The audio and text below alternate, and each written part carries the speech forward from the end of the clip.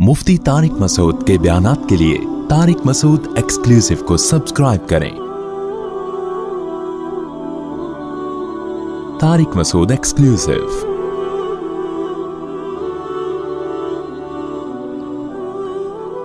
सहाबा कराम जब मैदान जंग में होते थे तो हर एक की ख्वाहिश होती थी कि जब नमाज का वक्त आए तो रसूलुल्लाह सल्लल्लाहु अलैहि वसल्लम की इक्तदा में हम नमाज पढ़ें।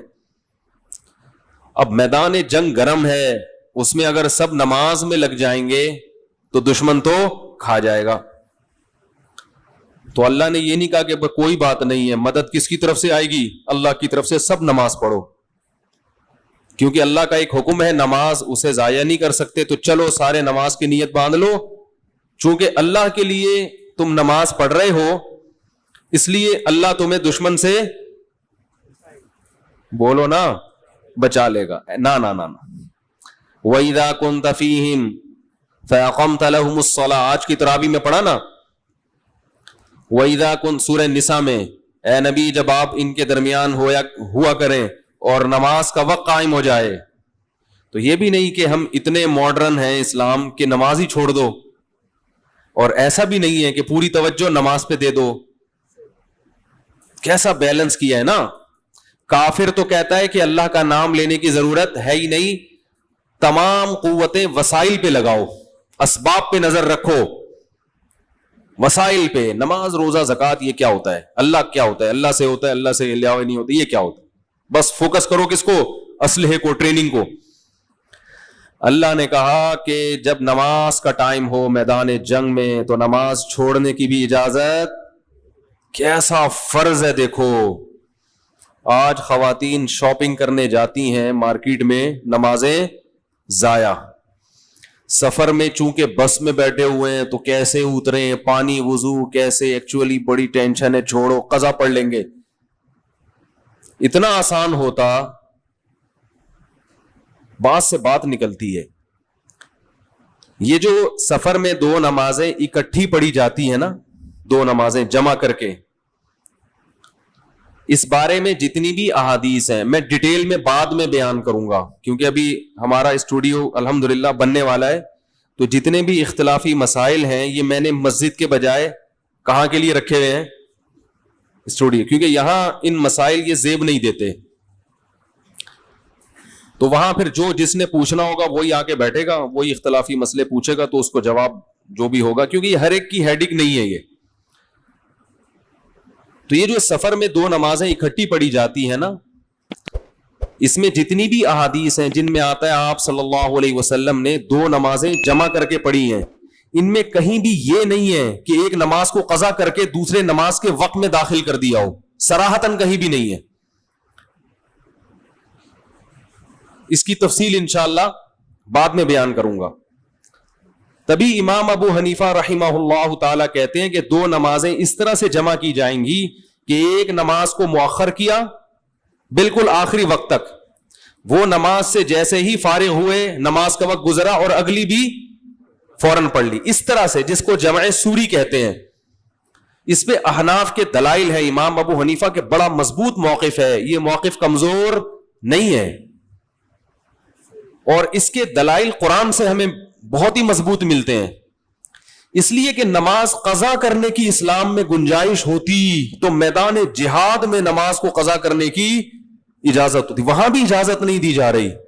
तो सफर तो एक उससे भी हल्की चीज है, उससे भी कम दर्जे की चीज है। तो जितनी भी अहादीस है ना, उनमें है कि नमाज को दूसरे वक्त तक लेकर गए, वो तक का जो मतलब है वो वाज़ेह नहीं है कि अगले वक्त के अंदर दाखिल किया कि नहीं किया, ये नहीं है। क्योंकि यहां जो अल्लाह ने बयान किया ना कि ए नबी जब मैदान जिहाद गर्म हो और आप इनमें मौजूद हो तो कैसे नमाज पढ़नी है, तो अल्लाह ने नमाज का तरीका बयान करके आखिर में फरमाया कि हम तुम्हें इतनी मुश्किल में क्यों डाल रहे हैं, भाई छोड़ो, जिहाद है, छोड़ दो नमाज। ना ना ना, फरमाया इन्नस्सलाता कानत अलल मुमिनीना किताबम मवक़ूता, नमाज मोमिनीन पर मुकर्ररा औकात में फर्ज है, उसी वक्त के अंदर पढ़नी पड़ेगी। और इसमें पांचों नमाजें दाखिल हैं, कोई भी नमाज इससे मुस्तस्ना नहीं है। تو امام ابو حنیفہ رحمہ اللہ تعالی کی فہم اور فراست بہت تیز تھی, بہت آگے تھی. میں کسی اور مجتہد کی توہین نہیں کر رہا, ہم تمام مجتہدین کو برحق سمجھتے ہیں, لیکن آج لوگوں نے خاص طور پر میڈیا پہ فقہ حنفی کو نشانہ بنایا ہوا ہے اور یہ ظاہر کر رہے ہیں کہ امام ابو حنیفہ کو معاذ اللہ حدیثیں بولو بھائی نہیں آتی تھی, ہم ہیں بس, اس لیے ہمیں یہ باتیں کرنی پڑتی ہیں ممبر پہ بیٹھ کے. تو سفر میں بھی جب جایا کریں تو 2 نمازیں اس طرح سے تو اکٹھی پڑھیں کہ ظہر کو قریب لے گئے عصر تک. جیسے میں بھی ایسا ہی کرتا ہوں کہ میں جو شافعی وقت ہے نا عصر کا, تو جیسے 3:44 پر شافعی وقت شروع ہو رہا ہے, فار ایگزامپل ایک مثال دے رہا ہوں, تو 3:35 پہ آپ نے ظہر پڑھی, 1-8 منٹ تاخیر کر کے عصر پڑھ لی, وقت جیسے ہی داخل ہو گیا. مغرب اور عشاء کو بھی اسی طرح سے. تو اس طرح سے تمام احادیثوں میں تطبیق ہو جاتی ہے, کیونکہ جہاں حدیث میں جمع بین الصلاتین آیا ہے وہیں صحیح حدیث میں یہ بھی ہے کہ رسول اللہ صلی اللہ علیہ وسلم نے مزدلفہ اور عرفات کے علاوہ کبھی 2 نمازیں اکٹھی نہیں پڑھی. یہ بھی حدیث ہے, بالکل صحیح حدیث ہے, عبداللہ ابن مسعود سے مروی ہے یہ. اور یہ بھی حدیث میں آتا ہے کہ نبی نے مدینہ میں بغیر کسی عذر کے بھی 2 نمازیں اکٹھی پڑھی ہیں. اب اگر اکٹھی کا مطلب قضا کرنا ہو تو پھر تو بغیر عذر کے بھی 2 نمازیں قضا کرنا جائز ہو جائے گا, حالانکہ اس کا کوئی بھی امت میں شیعہ لوگوں کے سوا کوئی بھی قائل نہیں ہے اس کا. تو وہاں یہی مطلب ہوگا کہ 2 نمازیں اس طرح سے اکٹھی کی ہیں. نہیں آ رہا, چلو جیسے جتنا آ رہا ہے اتنا بھی ٹھیک ہے. تو عرب کرتے ہیں ٹھیک ہے, لیکن آپ پہلے فیصلہ کرو کہ آپ کس کی تقلید کر رہے ہو. تو اگر عرب کا حوالہ دیتے ہو تو عرب میں تو شافعی بھی ہیں, حنبلی بھی ہیں اور حنفی بھی بہت ہیں عرب میں. جو عربوں میں حنفی فقہ کو فالو کرتے ہیں وہ 2 نمازیں اکٹھی نہیں پڑھتے. اور ایک اہم بات یہ بھی ہے کہ نبی صلی اللہ علیہ وسلم کی یہ جو 2 نمازیں اکٹھی پڑھنے والی حدیثوں کو اگر حقیقت پہ معمول کر لیا جائے کہ نہیں نماز قضا کی ہے, ظہر کو عصر میں لے کر گئے, تو بھی یاد رکھو یہ آپ کی عام سنت نہیں تھی, کبھی کبھار ایسا کیا ہے, یعنی 2 کو جمع بھی جو کیا ہے کبھی کبھار. جبکہ ہم یہ دیکھتے ہیں کہ جو لوگ اس قول پہ عمل کرتے ہیں وہ ہمیشہ 2 نمازیں اکٹھی پڑھتے ہیں. یہ تو سنت کے ویسے بھی خلاف ہے, وہ ہمیشہ ایسا ہی کر رہے ہوتے ہیں. سفر میں جب بھی جائیں گے ظہر عصر اکٹھی, مغرب عشاء یہ قضا کر کے. تو اگر اس کو سنت مان بھی لیا جائے تو یہ سنت متواتر یا سنت مؤکدہ نہیں ہے, ایک رخصت ہے جس پر کبھی کبھار عمل کیا جا سکتا ہے. خیر, تو دیکھو نماز کی کتنی اہمیت ہے کہ نماز اور ایک اور اہم نقطے کی بات یہ بھی ہے کہ سفر میں اللہ نے 4 کی 2 اسی لیے تو کی ہے کہ قضا کی نوبت نہ آئے. بھائی 4 فرض کو اللہ نے کتنا کر دیا 2, اسی لیے نا کہ تمہارے پاس یہ عذر نہ ہو کہ اللہ میں نماز وقت پہ پڑھ نہیں سکتا تھا, 4 کون پڑھتا, اللہ نے کہا مختصر کر لو. تو یہ مختصر اسی لیے کہ قضا ہونے سے بچانے کے لیے. تو یہ اس لیے یہ دلائل اس کے بھی بہت مضبوط ہیں. تو اور ایک اور بات یہ ہے کہ میں خاص طور پر اہل حدیث حضرات سے کہتا ہوں کہ ٹھیک ہے آپ کا موقف ہے کہ نماز 2 نمازیں اس طرح سے جمع کی جا سکتی ہیں کہ بالکل چپکا کے پڑھ لی جائے اور وقت سے پہلے, تو بھی یہ فرض تو نہیں ہے نا, احتیاط تو اسی میں ہے نا کہ اس طرح سے جمع کیا جائے کہ نمازیں بھی اپنے ٹائم پر ہو جائیں اور جمع بھی اکٹھی. تو احتیاط تو اسی میں ہے نا. تو نماز کے معاملے میں اگر احتیاط والے قول کو لے لیا جائے تو اس میں کیا خرابی ہے. ابن قیم رحمہ اللہ نے لکھا ہے کہ سفر میں 4 کی 2 پڑھنا یہ نبی کی یقینی سنت ہے. یقینی کا مطلب ہمیشہ ایسا کیا ہے, لیکن 2 نمازیں اکٹھی پڑھنا نبی کی سنت نہیں ہے, رخصت ہے. رخصت, یہ کوئی ثواب کا کام نہیں ہے. سمجھ میں آ رہی ہے بات. تو نماز میں احتیاط بھی کس بات کی تقاضا کرتی ہے کہ ہر نماز کو اپنے وقت پہ پڑھا جائے, یعنی قضا نہ کیا جائے, نہ کوئی نماز اپنے وقت سے پہلے ہو اور نہ وقت کے بعد. کیونکہ قرآن میں آتا ہے اقیم الصلاۃ لدلوک الشمس, نمازوں کو سورج کے ڈھلنے پر پڑھو. تو ہر نماز سورج کی حرکت سے اللہ نے متعین کی ہے. تو اس میں یہ 5 نمازیں داخل ہیں, اور سفر اور حضر دونوں قسم کی نمازوں کو یہ آیت شامل ہے کہ جیسے ہی وقت چینج ہوگا تو اس وقت پر ایک نماز آپ کو پڑھنی پڑے گی. سمجھ میں آیا؟ یہاں تک نہیں آیا تو بھی ٹھیک ہے. تو اس پر میں ابھی پوری بات ہوئی نہیں ہے, ابھی بات ہوگی انشاءاللہ اس پر. صحابہ کے اقوال کیا ہے, صحابہ کا عمل کیا ہے, تابعین کا عمل کیا ہے, وہ انشاءاللہ ہم بتائیں گے کہ انہوں نے ان حدیثوں کا کیا مطلب سمجھا. اور وہ جو کہا جاتا ہے کہ ظہر کو عصر تک لے کر گئے, تو وہاں تک کا مطلب کیا ہے, تک کا مطلب کیا ہے, ٹھیک ہے نا. اور صحابہ کے عمل سے انشاءاللہ میں بتاؤں گا. لیکن اتنی بات پتہ چلتی ہے کہ اللہ نے کہا کہ جہاد میں نہ تو نماز چھوڑنے کی اجازت ہے اور نہ یہ کہ نمازوں میں لگ کے ادھر بولو کہ اللہ مدد کرے گا. نہ نہ نہ نہ نہ, بیلنس, دونوں کا حق ادا کرنا ہے, اللہ کا بھی اور ساتھ میں دشمن سے لڑنا ہے. تو لڑنے کے لیے نماز نہیں بلکہ بندوق چاہیے, چلانا بھی ہو, بندہ سامنے کھڑا ہوا ہو. تو اللہ نے حکم یہ دیا کہ اے نبی جب آپ نماز پڑھائیں گے تو آدھے لوگ آپ کے پیچھے ایک رکعت پڑھیں گے. جب ایک رکعت مکمل, اور آدھے کیا کریں گے, دشمن کے سامنے کھڑے ہوں گے, اس کو روک کے رکھیں گے کہ وہ ادھر نہ آ جائے. پھر جب آپ کی ایک رکعت مکمل ہوگی, جو دشمن کے سامنے ہیں وہ آ کے آپ کے پیچھے ایک رکعت پڑھیں گے, اور جنہوں نے ایک رکعت پڑھ لی ہے وہ جا کے دشمن کے سامنے کھڑے ہو جائیں گے. وہ باقی رکعت وہاں مکمل کریں گے تاکہ لڑائی بھی ہوتی رہے اور اپنی نماز بھی چلتی رہے, تاکہ سب کی وہ نبی کے پیچھے نماز پڑھنے کی فضیلت حاصل ہو جائے. یعنی ایک ایک رکعت نبی کے پیچھے مل جائے, باقی خود ادا کریں گے وہ. تو یہ بالکل خلاف قیاس نماز, کہ یہ ایسی نماز ہے جو چلنے سے نہیں ٹوٹ رہی. یعنی ایک رکعت کے بعد چل کے جائیں گے, باقی وہاں مکمل کریں گے. سمجھ میں آ رہی ہے بات کہ نہیں آ رہی؟ تو لیکن اگر یہ بھی ممکن نہ ہو کہ کوئی ایسی سخت لڑائی ہو, یہ بھی ممکن نہ ہو, جیسے آج کل لڑائی ہوتی ہے بموں سے. اب میدان جنگ میں اگر آدھی فوج ایک امام کے پیچھے کھڑی ہو جائے تو پھر ایک بم گرنے کا خطرہ ہے جس سے پوری فوج ہلاک ہو سکتی ہے. تو ایسے موقع پہ علماء کہتے ہیں کہ پھر ایک ایک دو لوگ اپنی اپنی اخپل طریقے سے جماعت کرائیں گے, پھر اکٹھے ہونے کی اجازت, کیونکہ جان بچانا پہلے ہے. جان رہے گی تو نماز پڑھیں گے نا. نماز پڑھنے شروع کر دے سب نے با جماعت خشوع و خضوع سے, دشمن نے آ کے کاٹ پیٹ کے چلا گیا اور پھر آپ کے ملک پہ قبضہ کر لیا, تو پھر قیامت تک وہاں نمازیں نہیں ہو سکی. تو پھر اخپل طریقے سے ایک ایک دو آدمی جماعت کرائیں. وہ بھی ممکن نہ ہو تو سب انفرادی نماز پڑھیں. وہ بھی ممکن نہ ہو تو گھوڑے کی پشت پہ بیٹھ کے نماز پڑھیں قبلہ رخ ہو کے. یہ بھی ممکن نہ ہو تو جہاں ٹینک کا رخ ہے اسی طرف رخ کر کے نیت, گھوڑے کے بجائے ٹینک آ گیا نا, تو کس طرف رخ کریں گے؟ دشمن کی طرف رخ کر کے نیت باندھ لیں گے. نہیں آ رہی بات؟ چھوڑنے کی اجازت نہیں ہے. میدان جنگ میں جس طرح ممکن ہو قبلہ رخ ہو کے, اگر ڈر ہے کہ میں ادھر ہوا تو وہ ادھر سے فائر کر دے گا, جدھر وہ ہے ادھر ہی منہ کر کے نیت باندھ لو. چھوڑنے کی اجازت نہیں ہے. اتنی اہم چیز ہے. تو اسی وجہ سے امام حنیفہ کا مذہب ہے کہ اتنی اہم تاکید ہے. تو سفر میں چونکہ بالکل دو ٹوک اور واضح حدیث ہمارے پاس موجود نہیں ہے, اگر حدیث ہے بھی تو اس کے مقابلے میں بھی ہے. تو نماز جیسا حکم اسلام کا رکن ہے, اس کو ایسی مجمل اور مبہم حدیثوں کی بنا پر قضا کرنے کی اجازت نہیں دی جائے گی. سمجھ رہے؟ تو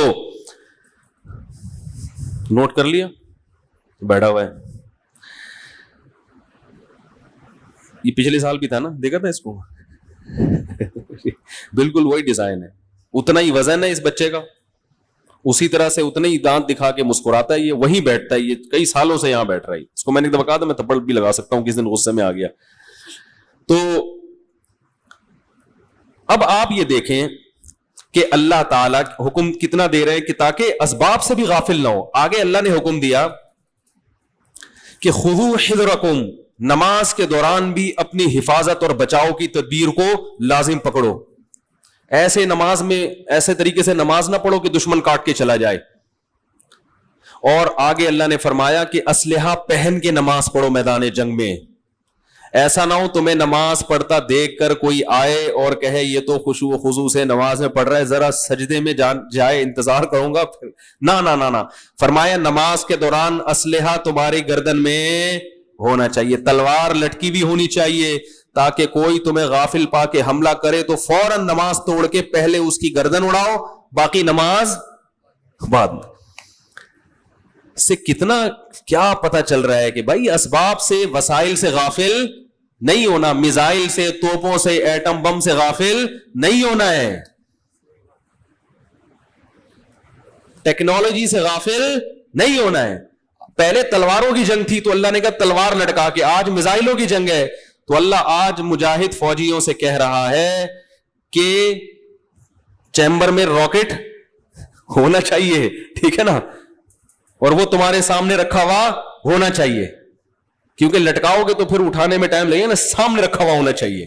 پھر نیت باندھ لو اور دیکھتے بھی رہو, جیسے ہی کوئی مسئلہ ہو تو نیت توڑی, پہلے فائر کیا, نماز دوبارہ ہو جائے گی, دشمن کو مارنے کا موقع ایک دفعہ نکل گیا تو تم ڈیلیٹ ہو جاؤ گے پھر, کیونکہ یہ ایک ہی چانس ہوتا ہے, یا تو وہ پہلے جس کا بٹن پہلے دب گیا. وہ میں نے بھینس والا لطیفہ سنایا تھا نا, وہ بھائی ایک آدمی کی بھینس بیمار ہو گئی تو حکیم کے پاس گیا, حکیم نے کہا جمال گوٹا کھلاؤ اس کو. تو اب بھینس کو جمال گوٹا کوئی 2-4 گولیوں سے تو کام چلے گا نہیں, اس کو تو پورا 25-30 گوٹے ہونے چاہیے, وہ تو بھینس ہے. تو اس نے کوٹ کے نا, اب بھینس کے منہ میں ڈالتا ہے تو بھینس واپس نکال دیتی, پھر یہ منہ میں ڈالتا واپس نکال دیتی, بڑا پریشان. حکیم کے پاس آیا, حکیم صاحب وہ تو کھا ہی نہیں رہی. حکیم نے کہا کہ دیکھو اس کے منہ میں پائپ رکھو اور اس طرف سے جمال گوٹا پائپ میں ڈال کے زور سے پھونک مارو گے اس کے اندر چلا جائے گا. اس نے کہا چلو ٹھیک ہے. اگلے دن وہ آیا نہیں اطلاع دینے کے لیے کہ بھائی بھینس کی طبیعت کیسی. حکیم صاحب گئے, حکیم صاحب نے پوچھا اور بھائی کیا ہوا؟ لوگوں نے کہا وہ تو بیمار پڑا ہوا, مر رہا ہے. حکیم صاحب نے کہا وہ کیوں مر رہا ہے؟ تو اس کے پاس گئے, ہاں بھائی بھینس کے منہ میں پائپ رکھا تھا. اس نے کہا ہاں رکھا. جمال گوٹا ڈالا تھا؟ ہاں ڈالا تھا. پھونک ماری تھی؟ ہاں ماری تھی. کس نے؟ کہہ رہا بھینس نے پہلے مار دی تھی. وہ بھینس نے پھونک پہلے مار دی تو وہ سارا اس کے پیٹ میں چلا گیا, اب اس کے لگے میں موشن پڑا ہوا ہے. تو میدان جنگ میں دشمن آپ کو موقع نہیں دے, جس نے پہلے بٹن دبا دیا اس کی جیت ہے. تو اللہ کہہ رہے ہیں خذوا حذرکم, اپنے بچاؤ کی تدبیر کو لازم پکڑو. کیوں؟ ود الذین کفروا لو تغفلون عن اسلحتکم وامتعاتکم, اس لیے کہ تمہارا دشمن یہ چاہتا ہے, کیسے الفاظ ہیں, کہ کسی طرح تم اپنے اسلحے سے غافل ہو جاؤ. وامتعاتکم, اور اس کے علاوہ چیزوں سے. اس کے علاوہ چیزیں کیا ہیں؟ ہر وہ چیز جو تمہیں آج جنگ میں تمہاری شکست کا ذریعہ بن سکتی ہے, وہ تمام چیزیں امتعاتکم میں داخل ہیں. اللہ فرماتے ہیں دشمن تو یہی چاہتا ہے کہ تم کسی بھی طرح سے غافل ہو, بھلے ذکر میں لگ جاؤ, ٹھیک ہے نا, بے شک تہجد میں لگ جاؤ, بے شک دعاؤں میں لگ جاؤ, یا کسی روحانی والے سے وظیفہ لے کے اس میں لگ جاؤ اور ڈیفنس سے غافل ہو جاؤ. دشمن یہ چاہتا ہے کہ بھائی تو کچھ بھی کر لے, تو راتوں کو جاگ کے یا کوئی بھی طریقے سے دعائیں مانگ کے بس تو ڈیفنس سے غافل ہو جا, تو فَيَمِيلُونَ عَلَيْكُمْ مَيْلَةً وَاحِدَةً, ایک ہی حلے میں ہم تجھے صاف کر دیں.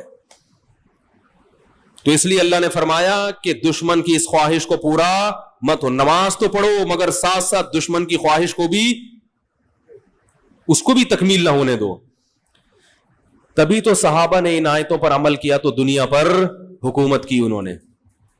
اور آج ہم ہر چیز میں روحانی اور جسمانی, اور وہ روحانی سے یاد آیا, ہمارے ساتھ ایک مولوی صاحب تھے بڑے بھاری جسم کے نا, بھی ازبکستان کے سفر میں, بڑا طبیعت میں ان کے مزاج تھا, تو سب تعارف کروا رہے تھے یہ کسی کو, یہ بڑی روحانی شخصیت ہے, یہ بھی روحانی تھے. جب ان کا نمبر آیا اس نے کہا میں جسمانی شخصیت ہوں میں روحانی نہیں ہوں. میں کیا ہوں؟ جسمانی شخصیت. تو بھائی جیسے روح پر زور ہے اسی طرح جسم پر بھی شریعت نے, بولو بھائی, زور دیا ہے. یہ جو میں نے کل داؤد علیہ السلام کا واقعہ سنایا, اس میں تھا کہ داؤد علیہ السلام جس فوج میں تھے تو اس کا امیر اللہ نے طالوت علیہ السلام کو بنایا. وجہ کیا تھی؟ قرآن نے بیان کیا, زادہ بسطۃ فی العلم والجسم, اللہ نے اس کو علم بھی زیادہ دیا اور جسم بھی مضبوط دیا.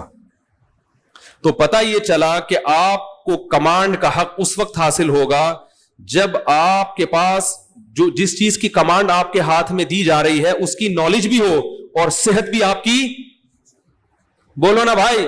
اچھا, اللہ نے یہ نہیں کہا کہ یہ صرف نیک ہے, وہ نیک بھی تھے یقیناً. اللہ نے کہا کہ باڈی بھی اس کی کیا ہے. دیکھو واگا بارڈر پہ پریڈ ہو رہی ہوتی ہے نا, تو اچھا لگتا ہے ہم اپنے فوجیوں کی جب باڈی کو دیکھتے ہیں نا, وہ لمبے چڑنگے, ایمان تازہ ہوتا ہے, صحیح ہے نا. وہ لمبے دیکھیں بارڈر پہ, یوٹیوب پہ سرچ کریں, میں تو گیا ہوں 2 دفعہ دیکھ کر آیا ہوں, ہر دفعہ دل چاہتا ہے جاؤں, لیکن اب لوگ نہیں چھوڑتے, جب بھی جاؤ وہیں سے ویڈیوز آنا شروع ہو جاتی ہیں, پکڑے جاتے ہیں نا جہاں بھی جائیں. تو